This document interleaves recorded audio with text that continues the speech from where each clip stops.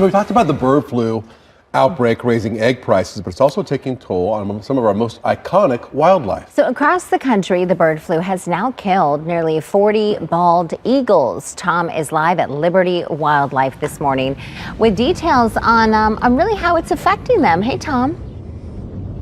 Yeah, good morning, you guys. Yeah, that's been over 14 states, 40 bald eagles at so far and counting, because there's no cure for this as we know of it right now. But I've got an expert with me, Dr. Stephanie Lamb, who is a voluntary veterinarian. Where do you normally work when you're not volunteering here at Liberty Wildlife? Arizona Exotic Animal Hospital. Yeah. Now, you went to school in Minnesota. I did. And they are known for raising the most turkeys in the country, and it's affecting domestic birds as well, isn't it? Tell everybody what this virus is and just how serious it is. Yeah, so this particular virus, it's high pathogenic avian influenza, H5N1. It is a very serious virus to have in the U.S. because it's something that can really dramatically affect the poultry industry.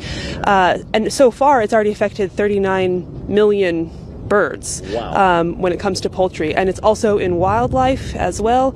We have 41 cases of bald eagles that have. It's gone to 41. Yeah, it's gone to 41 most recently, and it's constantly being updated. If people want to check the USDA APHIS website, they can actually follow it. It's updated pretty much daily as to any new birds that have been affected. Yeah.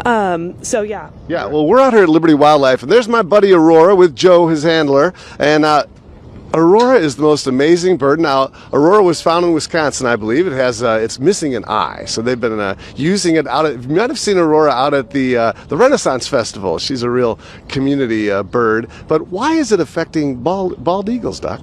Well, there's still a lot that we don't know about the virus and why it's most selecting them right now.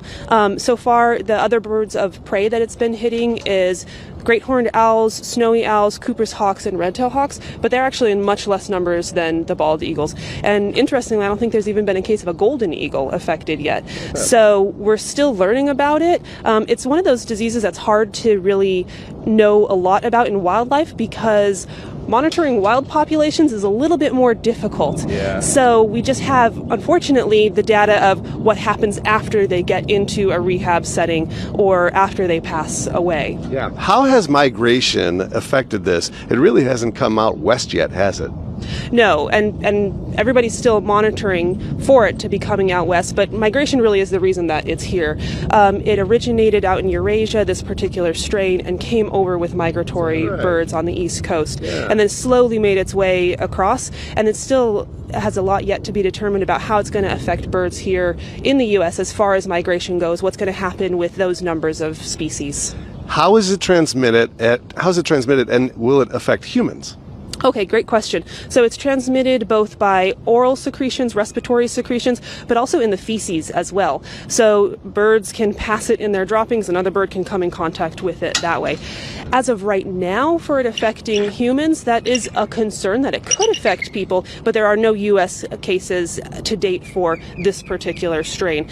There have been cases in other countries of H5N1 affecting people. Yeah, there is no cure, is there?